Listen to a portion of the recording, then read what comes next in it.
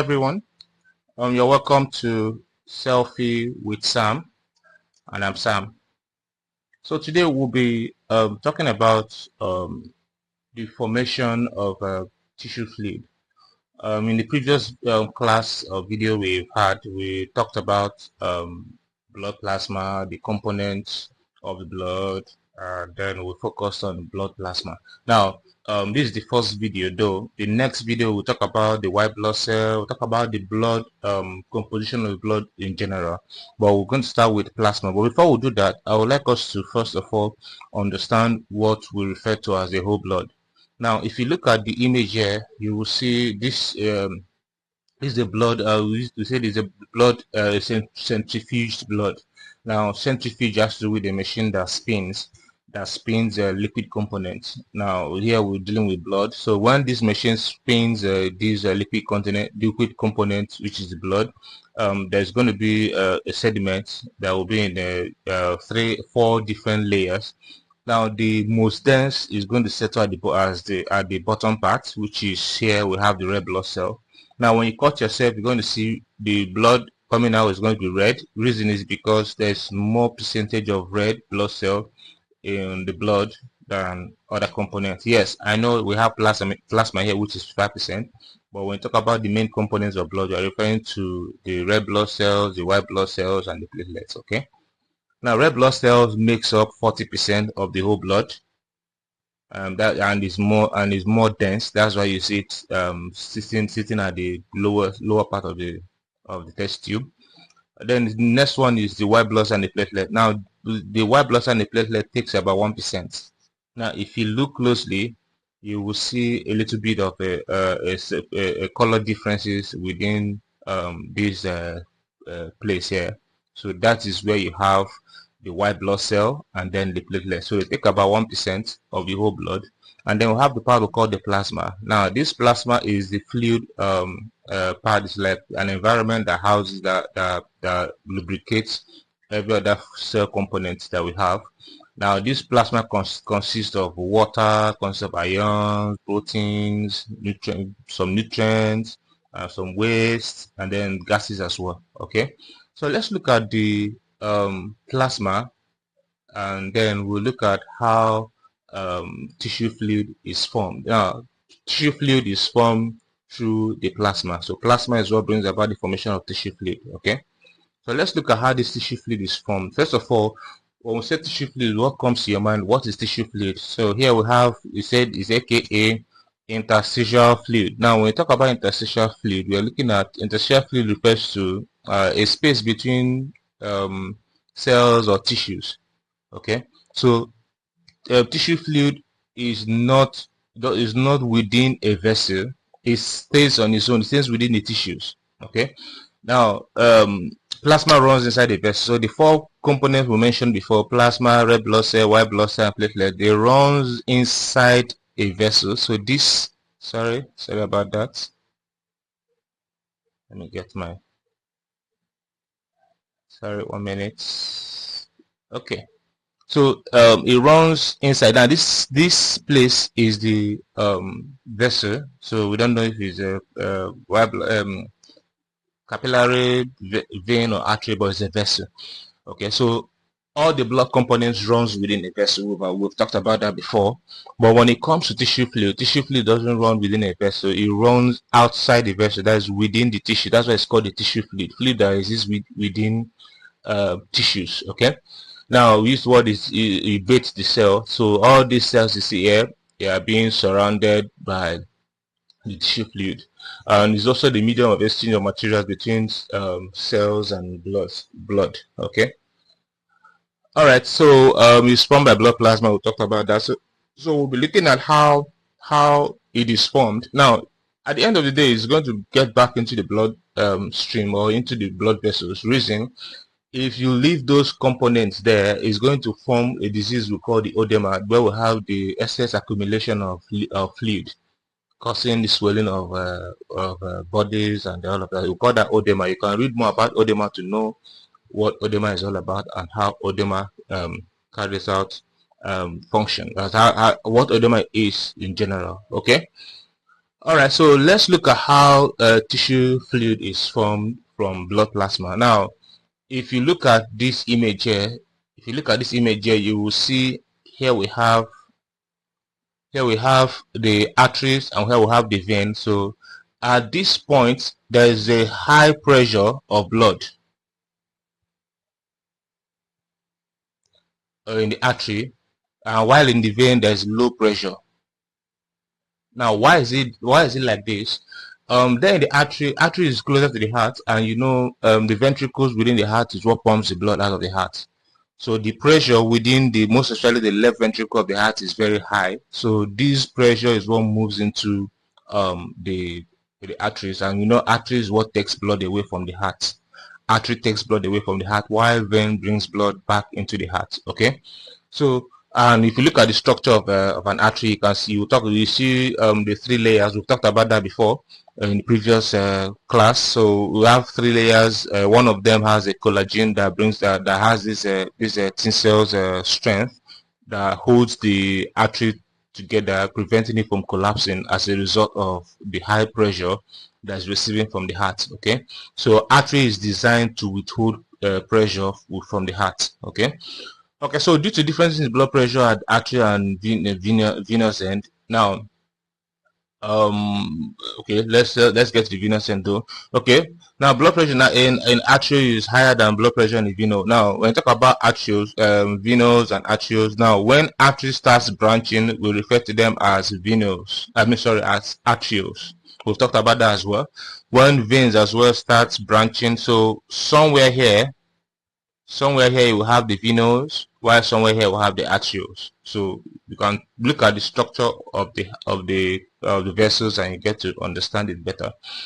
All right, now due to this force that happens within the arteries, the force that happens with the artery will bring about the movement of liquid or fluid into the tissues. That's what forms the tissue fluid. Now, if you look at this point here, we'll say blood plasma flows out in tissue spaces. Now, this is through the epithelial pores. Now, we've talked about this epithelial pores. Now, if you look at a capillary we say is a one cell thick. Now, this one cell is what brings about makes it easy for diffusion to happen, and then within this cell, this epithelial these cells, there are openings, there are pores within it. There are pores. That's what we refer to as endothelial pores. Now, these pores, they are so tiny that they allow selective particles to pass through them. So, because of the force that is coming from the artery, this will now force particles to now move, most especially liquid, because all those things is 90% of them is made of water. So it will cause them to come out, and that's why I have the arrow here. Cause them to come out and then enter the tissues to form the tissue fluid. So that is how tissue fluid is formed. The pressure within the artery forces some particles. There's some particles, mostly water, to diffuse through its endothelial pores into the tissues. So when they get into the tissues, they will form what we call the tissue fluid. So that's how tissue fluids are formed. Okay, now here we'll talk about the pores. So these are the pores. You can see the arrow here. This is a capillary. This is a capillary because we say capillary, they have one cell thick. They have just endothelial layer, and they are one cell thick. So it allows division to take place, and then within the walls there are openings. So these are the openings. You can see the arrow. This arrow showing you those. So when this liquid substance comes out, they are the ones that forms the tissue fluid. Like again, I say tissue fluid are fluid within the tissues. They don't run inside a vessel. They stay on their own on the surface. They bathe the cells. They bathe the cells and then also the walls of the vessels. Okay, so that's the tissue fluid. So you say but gaps are small, so filtration occurs. Now larger plasma proteins cannot pass through. See now, so I told you the pores are very tiny. So some larger particles cannot pass through, including red blood cell. Now red blood cell cannot still pass through the pores. Okay, so that's how tissue fluid is formed.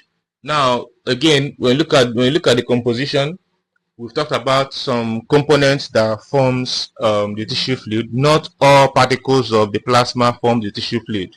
So you talk about the tissue fluid, we have the likes of water, gases, glucose, fatty acid, urea, ions, small proteins. Now, for example, we have the antibodies. So we'll talk about this when we get to white blood cells.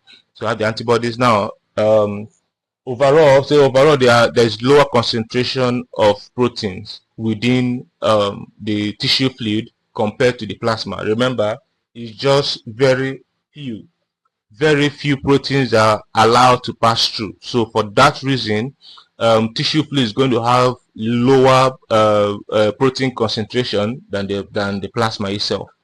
Now also some white blood cell can pass through. Remember we said that red blood cell cannot pass through, but some white blood cell can pass through. Example, we have the phagocytes. Remember when there's an issue within the tissue, there should be a repair, and what brings about the repair are actually the white blood cells and then some platelets. Okay, so some white blood cells can pass through, and then there's also low oxygen concentration than plasma.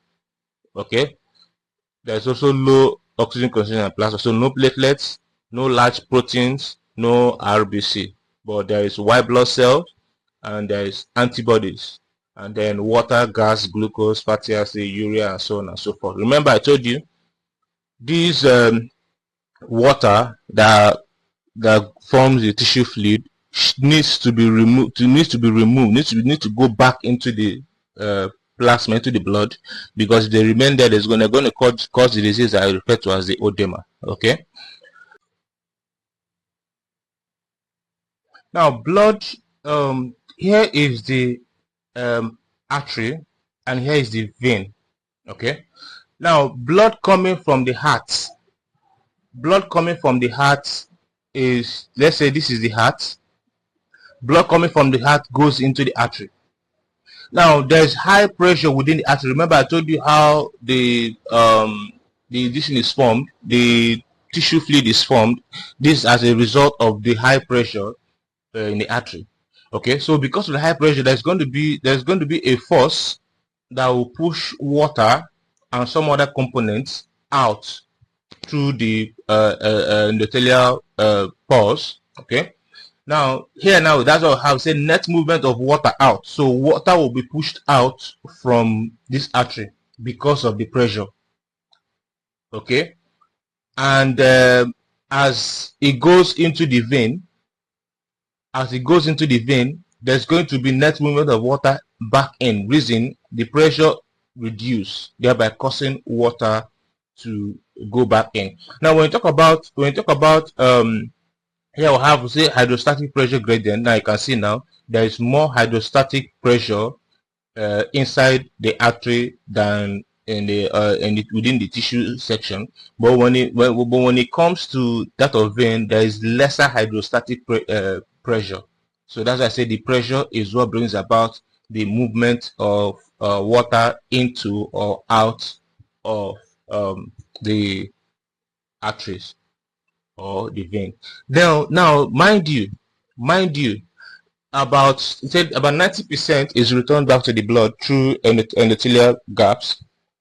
Now while 10% moves into lymphatic vessels and become lymph. Now if this 10% remains, there's going to be an accumulation. Now it's not going to remain 10%. Remember, 10% will keep accumulating until it becomes something huge, which can cause the edema, like I mentioned before. So for the body not to allow that to happen, this 10% that remains will be moved into the lymphatic vessel, and then it becomes the lymph.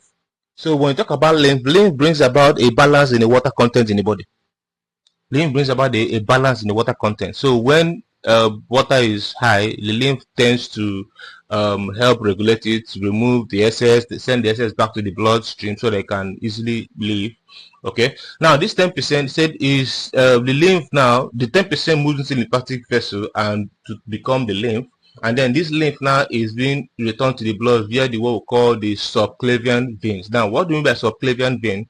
When we talk about clavian veins, from the word clavicle, now the one below the collarbones. Okay, so that's where you got the name from, subclavian vein. Now, if you look at this is the subclavian vein. This is another one. So now this subclavian vein, and then also they called it a vein. Remember, in the heart, artery takes blood away, and vein brings blood into the heart. So vein is one taking blood into the heart. Now, what this vein does aside from bringing in of lymph, it also responsible for bringing in materials within this region, the hand and every region of the upper body, back into the heart. Blood from those regions back into the heart. Remember, that is the deoxygenated blood back into the heart. If you look at how the function of the heart, how the heart functions, you will see what I meant. Okay, so that's the subclavian vein. So these 10% that form the lymph we need to return back. Remember, 9%, 90% is returned normally through the pores, but 10% remain. So this 10% will move into the lymphatic vessels and become lymph. And I've told that lymph is responsible for balance. It brings about balance within a water balance generally. Okay. Then after that, it's called the lymph is now returned to blood via the subclavian veins near the heart. So subclavian vein is from the word clavicle. So the clavicle, the veins within the below the clavicle is where the lymph passes through as it's going into the heart. So a summary on this, we talk about some say look at plasma. There are cells from percent non, there are non RBC and WC are not included in plasma. Remember that there are two the components, main blood components. So for tissue fluid, we have some phagocytes, no platelets. Remember, I told you there's no red blood cell, but there are phagocytes that can pass through the pores to form tissue fluid. Okay. Then we talk about the plasma proteins. There is no plasma proteins present in plasma. Then, but in tissue fluid, there's only smaller protein present. Lymph is present as well. Now, location, plasma is within heart, arteries, vein, and capillaries, while tissue fluid is outside vessel that is bathing cells. So if you look through this, you will get to see, talk about the function. Plasma transports substances in blood, while tissue fluid, medium of exchange that is maintains homeostasis. Homeostasis is the regulation of the internal environment. Remember, I told you at the end of the day, the lymph is what is responsible for water balance. So is what is formed from the tissue fluid. Okay, so that's the summary. I believe you understand that. If you don't understand, if you have the comment section, you can reach out to me and I will get back to you. Okay. All right. See you in the next part.